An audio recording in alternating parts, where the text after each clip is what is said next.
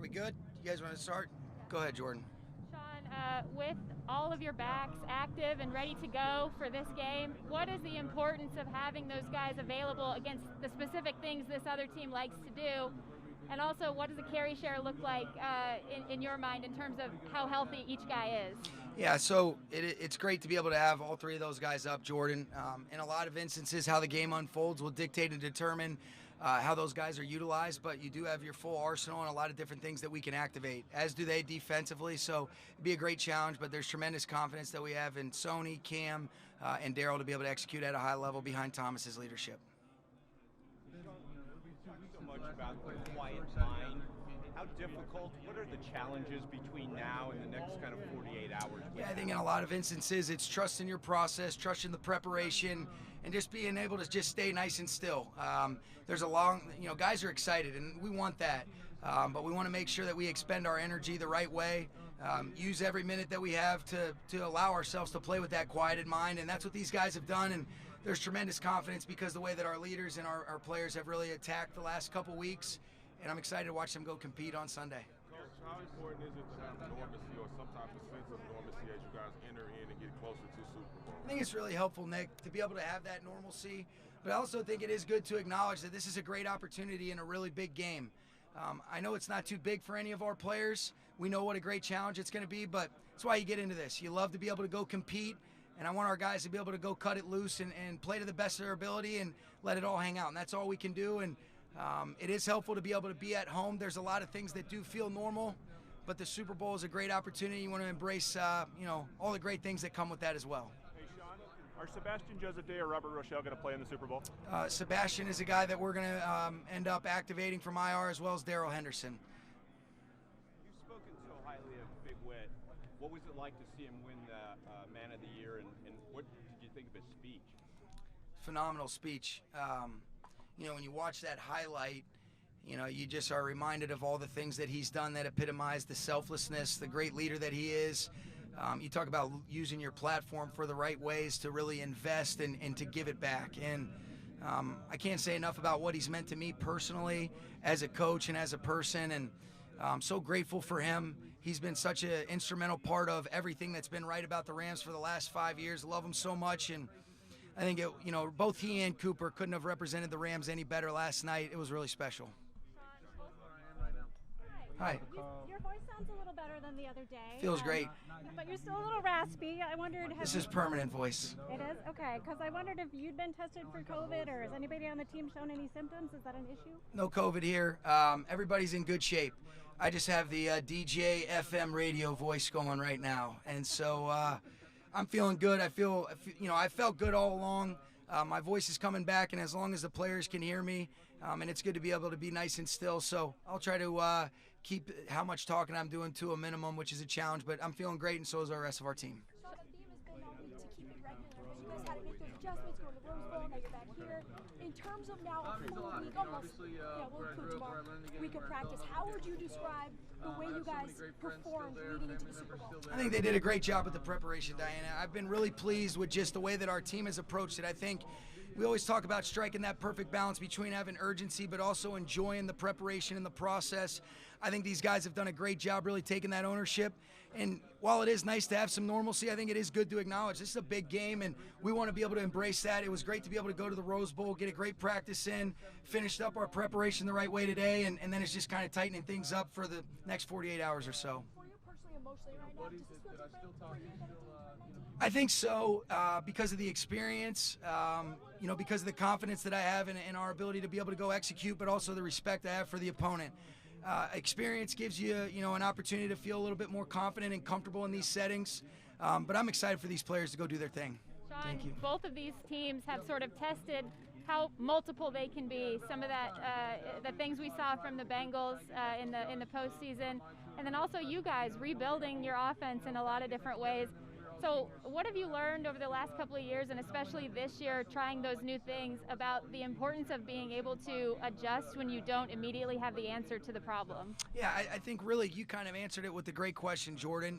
It's being able to have some flexibility and adaptability based on what the defense presents. The good teams have the ability to be able to activate different phases of their offense. You're making a commitment, and it's really kind of who has the pen last, but there's certain things. I've always said, and you've heard me say this, the good offenses have the ability to either run the football or throw the football. There's a lot of different ways that you can do either or based on the personnel groups and things of that nature. And the confidence that I have in our players, their understanding of the different defensive structures that the Bengals can, activate. We have tremendous respect for them, but we're going to be ready for whatever that is, and we have to be able to be in the moment and adjust and adapt accordingly based on how the game unfolds.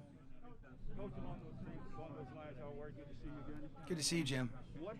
What did you learn from your first trip to the Super Bowl that's going to help you this time around? And how important is normalcy getting ready for the big game? Yeah, I think the first thing that you learn is experience is a really valuable tool if used the right way.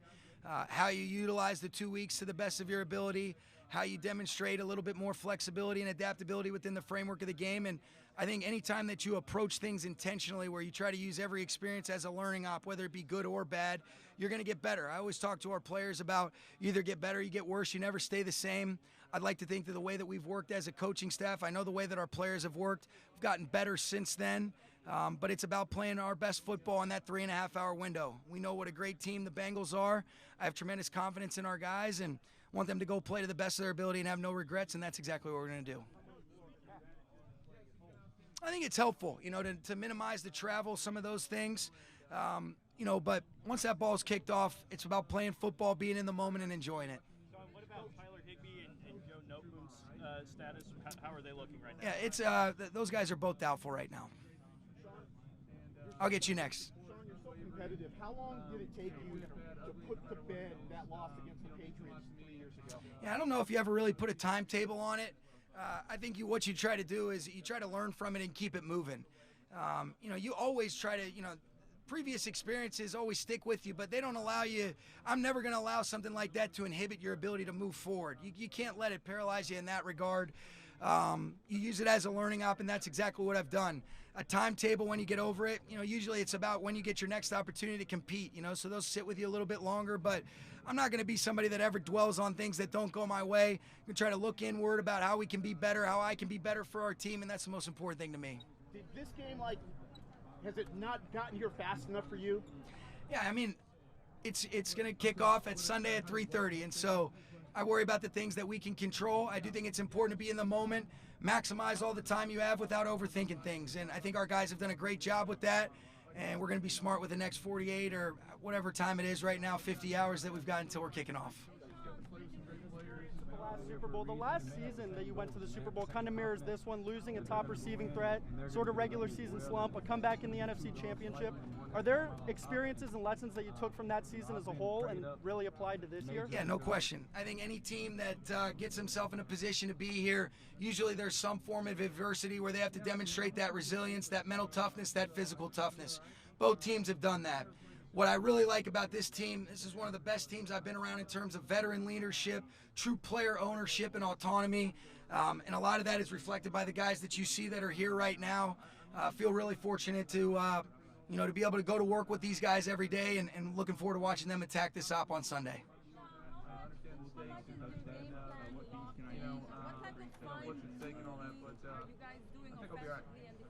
Yeah, we're pretty much locked in, Claudia.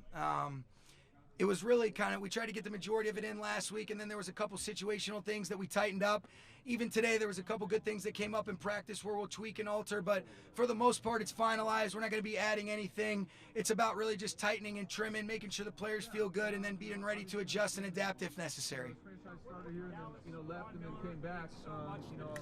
There was probably a generation of people in there that had to pick another team, and we're excited about the opportunity to try to bring some people back. Yeah, I've been so impressed with Von. His presence, his consistent demeanor. This guy really has a joy and a zest for life. He comes in immediately with an immediate respect from his peers because of his body of work, his resume. But the way that he positively pushes people to reach their highest potential, the way that he and Aaron Donald have connected and him with the other teammates, I just can't say enough about what a positive influence and effect he's had from a production standpoint on the field, but also just his demeanor and disposition and the way that he operates day in and day out. Love him. I think our team has really come together at the right moments. Odell's kind of been exactly that same sort of influence, but Vaughn has been everything you would expect and that much more. Been so pleased and so grateful to have Vaughn. We love it as players. Go ahead, I'll get you next. Jacked up and Go ahead. You were here first. Go ahead, Kevin. The better it is for us. So many guys, it seems like every week you have a next man up making a big contribution. Yeah, I think that's a real credit to the players being able to do that, but also their coaches. You know, you can't say enough about Wes Phillips having Kendall ready to go. Also Bryson Hopkins when he's had to play Kevin. And I also think it's a huge credit to Tyler Higbee leading that room. But Kendall did a great job. I think he can draw on a lot of the confidence that he gained from the divisional round and also the conference championship if it's going to be his day where he's playing a lot of snaps. How much of a loss will it be not having Tyler and Nopum available? Are those guys going to have surgery? And is Darrell Henderson a guy that could figure in the game plan now? Yeah, Darrell will play in this game, Gary. Those guys are big losses. They've been huge parts of how we got here. And that's the thing that I don't think you want to get lost on. All right, what a great opportunity it is to try to finish this with the last game. What a great challenge. But, you talk about guys like Tyler Higbee, Joe Noteboom, even looking at the Jordan Fullers, Robert Woods, Johnny Munt. There's been so many guys that have been instrumental in getting us to this point. But to Kevin's question, a lot of these guys that have been asked to step up with some of the injuries that have occurred, I think it says so much about their approach, being ready for when their moment comes, and also the coach's ability to be able to develop the entirety of the roster, and that's why we're in this position. Sean? We're waiting to see on that. Hey, Stacy. Yep. Yeah, I've never been around anybody that approaches the game quite like him, Stacy. He is truly a special player, special person. His thirst for knowledge and his ownership of everything that goes on, not exclusive to just what he has to do, but he understands what all 11 are supposed to do on offense, what the roles and responsibilities are of the defensive structures, and that's when I think you see a guy that has incredible ability, but also incredible intrinsic motivation and really smart above the neck, and he's just always trying to learn. Guys like him make you a better coach, Stacy, and I think you guys all saw, that was so who Cooper Kupp is last night. The humility, the authenticity, and credit to him for giving Anna a shout out. She looked very pretty last night, and I think it's going to give him some good brownie points at home. No, I don't think much has changed for me. I think the biggest thing for us is being able to handle just kind of the different run of show that it is. We have like a non-issue the way you're playing. Yeah, I think in a lot of instances, Stacy, each one of those has an independent story. Some of which I put him in a bad spot. Sometimes a guy might not be where he's supposed to be. You might have a tip ball, and then it might be, oh, man, I saw that coverage a little bit different, but I let it go with confidence. And sometimes you got to say, hey, they made a play. Let's respond and let's learn from it. And so there's a lot of instances of that. What I love so much about him is he's unfazed by those things. He has true confidence in himself, in his teammates, and in his ability to continue to compete regardless of what occurred previously. I think that's what the best athletes that I've ever been around have. Short memories from good or bad things. You have to have the ability to hit the reset button after every single play. Any elite competitor in any sport, I think, has that ability, and certainly Matthew possesses that trait. Hey, Sean, to piggyback off of that, you see a lot of people talking about, hey, Matthew, he's good against the pressure, but not so great. All right, his interceptions have come when teams have kind of laid back. But you also look, his turnovers are coming in clusters, and he's really playing a clean slate these past few weeks. Do you put a lot of stake into the pressure, non-pressure turnover issue? No, I think, you play each play as its own entity. I think he's got a great ability to be able to recognize what the defense is giving him.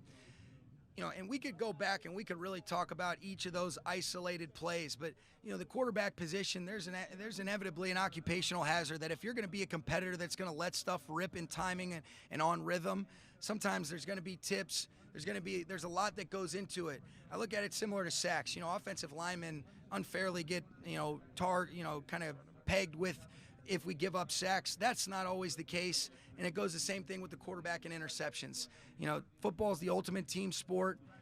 There's a lot of instances, and in a lot of those cases, too, I'm putting him in some bad spots with a bad play call where you've kind of got a dead play, and sometimes the best play is take a sack or throw it away, but those aren't things that I'm worried about. I have total trust in the way he sees it, and then whatever they decide, how they want to try to defend us, you know, we got to be able to react and adjust accordingly and just be in the moment. And real quick too, without with you guys having to move up the depth chart tight end wise, if you do have to go heavy or give a dual tight end look, could you go back to what you've done and pull an O lineman out there, like a third tackle, to be that second tight end? Oh yeah, that's always something that you can do. You have to be mindful of what that means in terms of how the defense looks at it. Are you treating him as ineligible or not ineligible? And you know, what is the intent behind what you're trying to get done? But what I also think has been good, Steve, is there's been a couple games that we were missing Tyler Higbee for the COVID stuff earlier in the year that enabled those guys to be able to play more snaps. I think we've got great depth that's been established and developed across the line. So guys are more than ready to step up, and I think that's kind of been one of the signature trademarks of this team, is that it is a team, and guys have answered the bell when their number's called, even if they're, you know, one of those guys that provides depth. You know that part of it, obviously, is your team and all that stuff that you're doing, but also part of it is how you manage anxiety at the moment that you have to have it, you know, or fourth and got to have it, last 2 minutes or what have you. So outside of just the X's and O's and the schemes, I'm curious, how do you guys coach, whether it's organizationally or you or individual coaches, the management of anxiety in those moments, so that even whenever you're scheming, that they're able to focus on that and actually do it? Yeah, I think to be able to focus on that, Josina, you know, kind of like what I've talked about, just being totally in the moment. You know, I talk a lot about it. You know, when these guys dreamed about playing in this game, what did they dream of? Making those plays. The brain is a powerful thing if you know how to control it and put positive stuff into your being.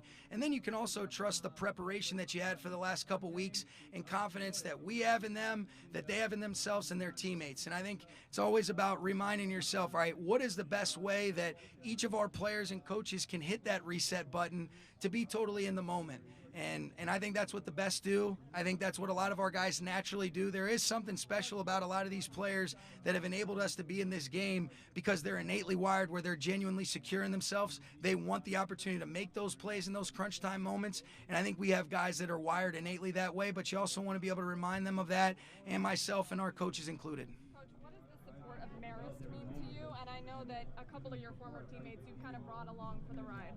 Yeah, I didn't hear the first part of your question, sorry. Support of Marist. Marist? Oh, Marist, you know, where I went to high school, I just can't say enough about the influence and the effect that so many great people have had on me, whether that was coaches, teachers, staff, and faculty. Some of my best friends in the world are still guys that I graduated high school with, and we keep in great touch. And you know, I look at it as, you know, you have all-time friends and you have good-time friends. Those people from Marist are the all-time friends. They're the ones that you lean on the most. High character, high capacity. There was always a good, positive competitiveness. But most importantly, it's helping people reach their highest potential. I think that's one of the things that Marist stands for. And in a lot of instances, the values, the things that we want to try to embody with the culture that we're trying to instill here, it always is about the players. But a lot of those things were poured into me at an early age from my Marist you know, background. And do you remember Thomas Brown at all whenever you were playing? Oh, of course I do. He was one of the best competitors I played against. I could tell without even having really talked to him, the way he carried himself, the way he led, the way he competed, this guy was going to be special and successful at whatever career he pursued. And he's all that and much more as I've continued to really get to know him a lot closer over these last couple years. Feel very fortunate to be around a special person like Thomas. Coach, I know. He's done an amazing job. You know, I think his communication, his leadership, his adaptability, you know, in a lot of ways, he's like a big brother to me. We've known each other for a long time. He has some amazing experiences that he can impart wisdom on me. He's able to tell me what I need to hear, not what I always want to hear. We would not be here if it wasn't for Raheem Morris. And I think when you hear guys like Jalen and Aaron and Leonard Floyd and Von Miller, the way they speak about him, and the Eric Weddles, that says everything that you need to know. Those are the guys that truly know. He's a special coach, special person, outstanding leader. I can go on and on about how grateful I am to be able to be with Raheem Morris. Coach. And the process stays the same. I feel like this preparation has gotten us to this point, so we continue to, you know, try to just prepare the exact same, go out, get in the flow of the game as quickly as we possibly can, and then, you know, just go. Yeah, it was almost like it was a story. It was written out of a movie script. You know, we meet there kind of organically. Couldn't have been a better, you know, organic free agent visit where we get to know each other, have a couple tequilas, you know, take the edge off. But no, it was amazing the way that it came together. You really can't make it up. But what a special person, special player, special leader. I've loved every second of working with Matthew Stafford. You just know exactly what he expects out of you. You try to go out there and make sure that you can live up to those expectations day in and day out. It's special with the coach that I've ever been around, and he's so much fun to coach, and I know he's a great friend. And, yeah, I think these guys love the opportunity. LA is a city of champions. We've got guys that embrace the opportunity to play for a world championship, knowing that it's going to be a great challenge, but things that are hard are worth it. And so I think our guys enjoy and embrace that, love living in this city, and those are some of the great things that come with the expectations of becoming a champion. And we're one step away. We've got a chance to be able to do it, and I know our guys are going to shoot their shot and play the best of their ability. Coach.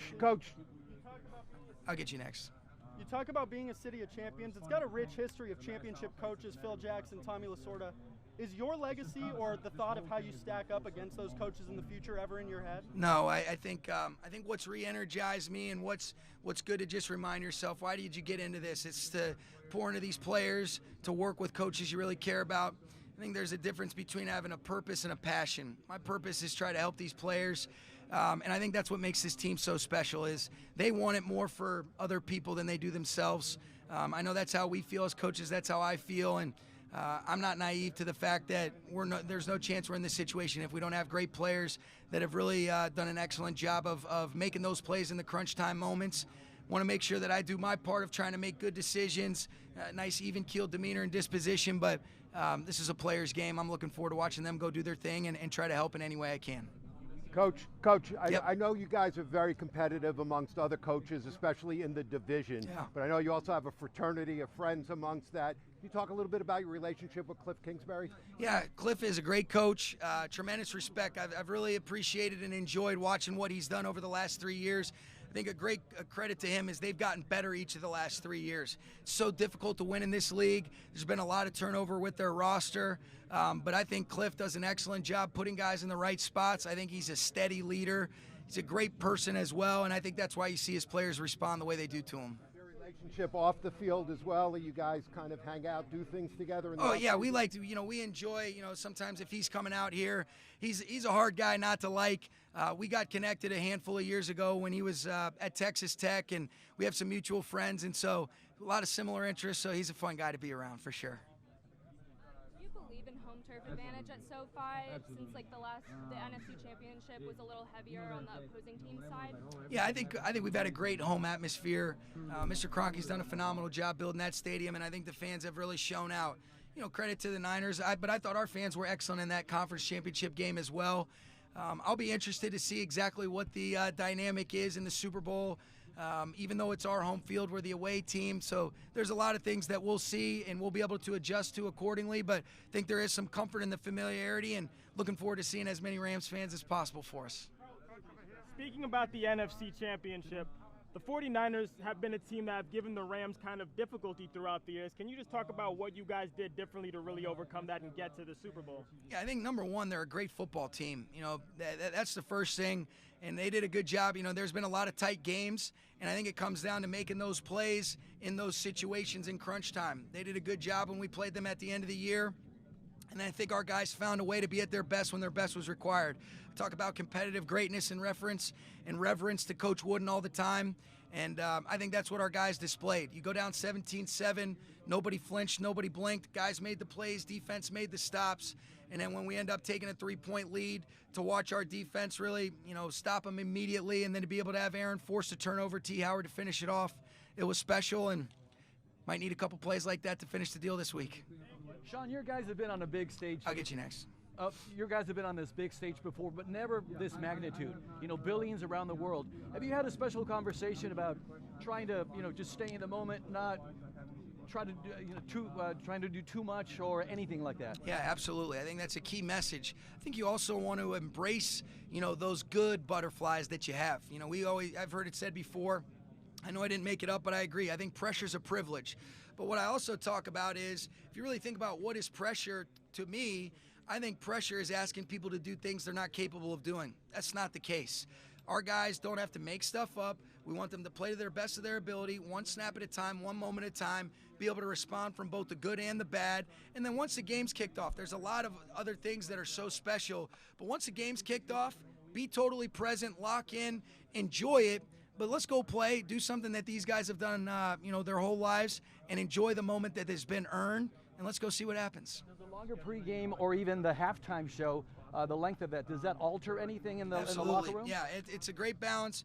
Reggie Scott and his performance staff do an excellent job of how do we balance the performance and the tactical approach for warm-ups, making sure that we're peaking at the right time, whether it's an elongated pregame, a little bit more time once you return to the locker room, then when you come out. Once you come out, it's much longer, and then obviously the halftime routine. So those are things that we've gone through, we've been through, and I think that experience will serve us well. Going into your second Super Bowl now, you're more experienced, and this time you got a different quarterback. What is having a quarterback like Matthew Stafford? How does that change your preparation compared to your 2018 Super Bowl team? Well, I think regardless, my responsibility was to put our guys in better spots regardless of who was playing quarterback, and I didn't do that, and I'll never run away from that.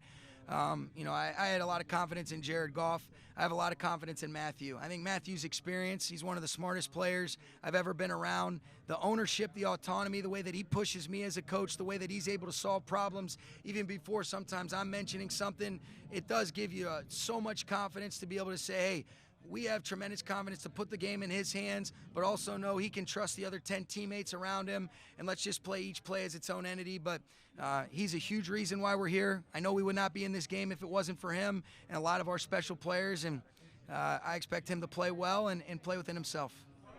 Sunday, you're the third Miami coach to win a Super Bowl. Nice. Just your thoughts of your time at Miami, favorite classes, and also if you win, you get the statue in the cradle of coaches. Well, that's a lot of information that you're throwing at me right there. I didn't know that. Miami is a historic place, and any great place is always about the people. I learned so much from the time that I was there. I was a third-generation player there. My grandfather and my uncle both played there. It's got a special place near and dear to me. I was born in Dayton, Ohio, which is, about an hour from Oxford, and so a lot of great memories. I also know that a big reason why we're in this position is because of the great people that I'm surrounded by. And so in a lot of instances, you get the credit, but it's a shared ownership. These players, these coaches, I feel really fortunate, want to do my part, and let's go see if we can finish the deal on Sunday. Once mentioned he was a big fan of the philosophy classes. I can't really remember many classes, I was a sports studies major. I knew I wanted to coach. And, there was some sports psychology classes, not trying to copy Coach Harbaugh, but there were some sports psychology classes in terms of understanding the mind of a competitor and really just human beings in general that help give you a better understanding of the empathy that's required and how everybody, no matter how secure you are within yourself, appreciates being believed in, and how you have those different touch points to help people reach their highest potential, but most importantly, feel supported through the adversity. And that was something that always resonated with me. What do you think are the main strengths, the main virtues of the Cincinnati Bengals? Say that again for me. I didn't catch the first part. Sorry. The main strengths of the Cincinnati Bengals. Main strengths, yeah. Well, they've got a lot of strengths. I think when you look at them, they're a really complete operation in the kicking game. They do the fundamental things really well. They cover, they shed blocks. They're very sound in their schemes. They have great operations in their return mechanics, different things like that. That's why they've been one of the upper echelon, special teams units over the last handful of years. Defensively, they're very multiple. They have a lot of experienced players, veteran free agents that they've signed, playing with a lot of confidence. I think they play as one. I think they have the ability to shift and alter their identity based on how they think they match up, and I think they play really well situationally and in those crunch time moments with the 7 turnovers that they've had in the 3 playoff games have been instrumental in their wins. Offensively, explosive. They got a resilient quarterback that does a great job seeing the field well, getting his playmakers involved. I think Mixon is one of the more underrated complete backs in this league. Obviously, Chase, Higgins, and Boyd, I think, are as good of a 3-receiver combination, and looks like CJ is going to be able to go at the tight end position, and they've got a tough outfit up front. They're in this game for a reason. They're really strong all around, and they got a great coach in Zach Taylor and great coaches around him. What do you think is the main matchup, the key matchup? Yeah, I think in a lot of instances, there's a lot of key matchups, but, football's a complex game that comes down to a lot of the simple things that dictate and determine winning the game. It's taking the football away defensively, taking care of it offensively, being great in those different situations, whether it's third down, red area, 2-minute end of the half and end of the game. And I think that's one of the things that these guys have thrived on, is being able to be resilient but be great in those situations. Coach, random question. Matthew Stafford just said that he'd love to coach football, will coach his daughters. Have you taught him anything, or do you think he needs to learn something about coaching the next generation of football? I think he's got it. I just need to get the hell out of his way. I've learned more from him than he has from me, I can promise you that. He's got a much better patience than I do, too, as far as a coach. So, no advice, just keep being himself. What are your thoughts about women playing football? I think it's great. I think the continued understanding of giving everybody an opportunity, whether it's a male, female, and I know there's plenty of great athletes that want to be able to compete at football, and I think it's outstanding. Coach, what are the plans for tomorrow night, Sunday morning, in terms of, what are you going to allow the team to do? How much of that is game plan? How much is unwinding? Yeah, Rashawn, we'll keep it very similar to what we did in the conference championship. We kicked off at 3:30. The only difference is everybody's got to take the bus to the team hotel, but the rhythm and routine that we're accustomed to at night and the following day is going to be very similar to what these guys experienced a couple weeks ago when we were getting ready to play the Niners, and I think that's good for them. And they've done a great job of having that perfect balance of the urgency, but also, hey, we'll be ready to peak at the right time, and that's going to be beneficial for us. Final message. Go ahead. I'll get you right after. Go ahead, Rashawn. Final message to them before you guys. You know what? In a lot of instances, I think, we've been messaging things throughout the course of the week.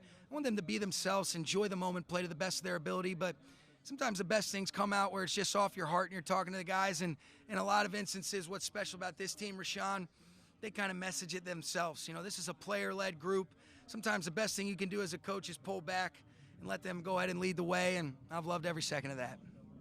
Thousand Oaks is a small town that your team has helped put on the map. So when you go into the Super Bowl, what does the town of Thousand Oaks mean to you? It means a lot. I think about all the different experiences and, how the team has done a great job rallying around this city, especially in the midst of some moments of real adversity when you go back to the fires or, the shooting that occurred in the 18th season. I think what Thousand Oaks and really the city of L.A. and all the surrounding parts, whether it's Thousand Oaks or L.A., I think they can be really proud of the people that we have and the players, the way they compete, the way they stay connected, stay together. I think it's one of the things that's so special about sports, and I think our team and our players personify that. I think it's a fun group to watch that people can rally around and see if we can finish the deal on Sunday. Unsung hero of your team in that connection. Unsung hero? Man, I don't know that I could ever really point to one. What's so great about football is it's a team sport. It's the greatest team sport there is. I learned that at a young age, growing up around Marist and my family. And, I know each of these guys that are here have been instrumental, but what has been so special is that if a guy's had to step up that maybe somebody wasn't expecting, the Kendall Blantons of the world, you look at the way that T. Howard has played in linebacker, Eric Weddle coming out of retirement, injecting an amazing amount of positive contributions on the field, but also his leadership capacity and capability. I can go on and on. There's so many guys. Coach, you're welcome. How does it feel to know that you'll have a little more of advantage in terms of fans compared to the NFC Championship game? That'd be great. I think that's a helpful thing for us. I'll never apologize when we've got great fans supporting us. I know our players love that. It brings a good energy and a good juice, and looking forward to seeing that on Sunday. Rams fans in LA and possibly neutral fans. I think football is such a great sport that everybody can rally around, but I think we've got a bunch of players that play together that are also fun to watch. They're dynamic, they're exciting players, but they're selfless, and they play for one another, and you can see it. It's not anything you can really say. You can just watch the way that our guys compete. They care about each other, they love one another, they pick each other up when we face some of those adverse moments. That's what's so special, and I think that can be a rallying point. I think that's a consistent thing that most human beings would watch and say, it's hard not to root for those guys, the way that those players stay connected and the way that they compete for one another. I'll get you next. Go ahead.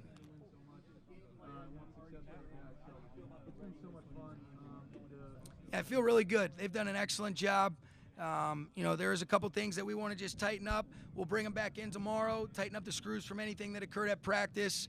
But I do think it's important to be able to kind of put it to bed, let them be able to relax, rest, be kind of just, still, if you will, and then be able to peak at the right time. It's good to see you. So you're 36, Zach is 38. There are 8 other coaches in the league, head coaches in the league that are younger than, or 42 or younger. Nice. How do you explain the influx of youth at the head coaching position? And do you think it's an advantage for the younger coaches to be closer in age to the players they coach? I think I would say this. I think great coaches come different ages, different experience levels. And so I think what you realize is that, I know for me, I've been so fortunate to learn from a lot of veteran coaches that were willing to put their arm around me. A lot of these guys that have gone on to do great things, I learned from them that were a part of our staff. I think what people are realizing is that in a lot of instances, hard work pays off. It's a way to accelerate some of the experience that you might not have if you're working diligently and you're working hard. But I don't care whether you're 50, 55, 42, 38. If you can care about these players, help them become better, understand if you don't have an answer, how to be able to lean on other people or find that out, I think a lot of good things can happen, and it's about the totality of the group, the players, the coaches, and I think that's what you're seeing in a lot of instances. And I know I can speak from my experiences here. It's certainly being about trying to surround myself and being around people that are better than you, that you can learn from. And that's why I feel so fortunate. A lot of the good things that have happened here are a reflection of the surrounding people here. Being a head coach when you're in your late 60s, like Bill Belichick or Bruce Arians or Pete Carroll? Hell no. No chance. I love this, but doing this till 60, if I'm doing it till 60, I won't make it. You're very good at multitasking, obviously, but what are you off the field? What kind of guy are you? Are you also good at multitasking? Can you do a lot of things at the same time? Yeah, you know what? It's a good question. I love this game. I'm so passionate about it, but when I am off the field, I like to stay active. That's why I love living in LA, being outdoors, going on hikes, going for runs, just staying physically active, with my fiance and our dog is something that I love to do, enjoying the beach, love to travel, and then I like to have a couple cocktails every now and then to be able to relax. And so never been afraid to put on a Netflix show or Hulu. So I do try to be able to enjoy that downtime and unwind, but I'm always thinking about football in some form or fashion, and that's a great thing because the job that you have is something that you're truly passionate about. I love this. Couldn't see myself doing anything else. Netherlands, and for a lot of people in the Netherlands, it will be the first time they see the Super Bowl. Can you maybe explain for the first-timers or give them some tips what to look at if you look at the Rams? That's a great question. I think what you're going to look at is whether you really understand what's going on. I think you're going to see 11 players on the Rams team that are on the field at one time that play together. They compete really hard. They play till the bitter end. If something doesn't go our way, they're going to respond with a positive mindset and mentality, and then they're going to continue to do a great job of just staying connected, staying in the moment. That's what I would hope that people would see from the Rams, and I think that's what they will see. How you doing? Good to see you. Thanks, LZ. Do you remember what the night before the Super Bowl was like in 2018? And if so, are there things you're looking to duplicate tomorrow night? Or are there things you're looking not to duplicate tomorrow night? Yeah, I would say this. It was a blur, and I went so far out of my way because you're going back to your home state, your home city. You almost try to say, just be locked in and don't really appreciate or enjoy it. And I think that was to a fault. I think there's a fine line of, hey, let's enjoy this. I think you want our players to be loose, but I really don't remember a lot about that. And that's a shame. But you know what? I'm not going to make that same mistake this time. I want to enjoy this, be so appreciative of the opportunity that these players and coaches have earned to be in this position. I'm going to be myself. But what I do feel is that we can have a quieted mind with the preparation we've had over these last couple weeks. Want to be able to adjust or adapt accordingly. We know that we've got one more thing we want to be able to do, but don't let, being so locked in make you tight to where you just can't be yourself, and that's one of the things I'm going to focus on, LZ. Coach, is there such a thing as over-preparation, overthinking, overdoing, overplaying any given position on the field, offense or defense? Yeah, I think there is. I can speak more from my own experiences, and we've tried to keep a rhythm and routine that's in alignment with not doing that, while also being thorough with your preparation. And so anytime that you have 2 weeks, you give tremendous credit to the Bengals. They're going to have some things that they're going to throw at us, but they can only play with 11 guys. We've got to understand, all right, how are they distributing the field, or what are they trying to do personnel-wise, defensively, offensively, and then what are the best answers for us to be able to try to put the things back in our favor. And those are the things that you love as a coach. I know our players are excited about the challenge, and it wouldn't be fun if it wasn't hard. Coach, what were about